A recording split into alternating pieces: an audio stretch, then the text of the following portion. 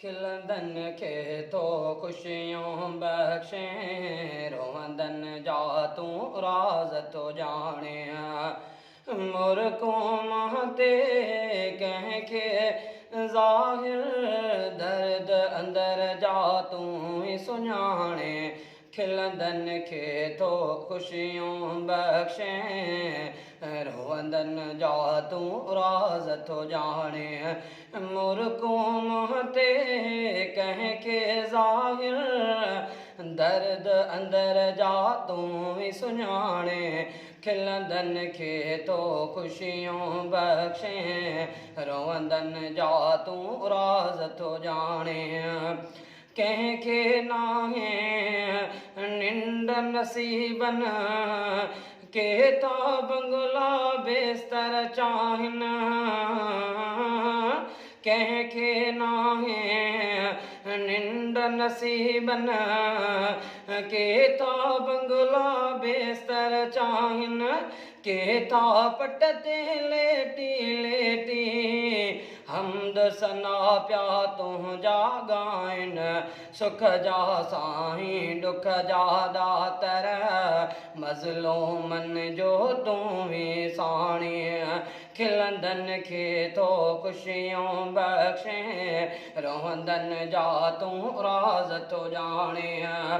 मुर्को महते कह के ज़ाहिर, दर्द अंदर जा तूं ही सुञाणे।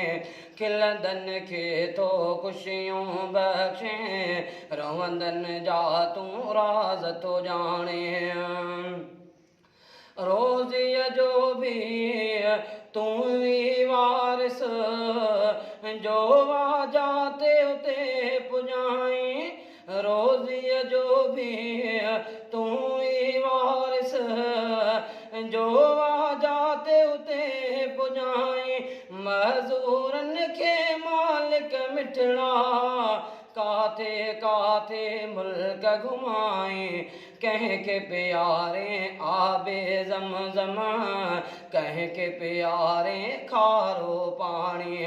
कंहिंखे प्यारे आबे ज़मज़म, कंहिंखे प्यारे खारो पाणी।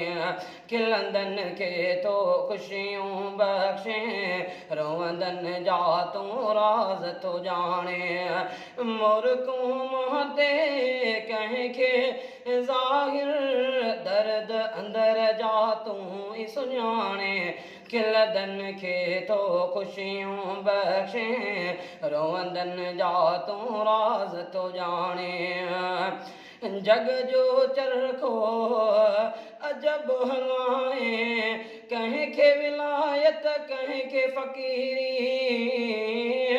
जग जो चरखो अजब हलाए, कंहिंखे विलायत कंहिंखे फ़कीरी। कंहिंजे नसीब में आहे गुरबत, कंहिंजे मान में आहे अमीरी। गुलशन जो बस अर्ज़ अघामी, कल में साथे हिन जी पुॼाणी। गुलशन जो बस अर्ज़ अघामी, कल में साथे हिन जी पुॼाणी।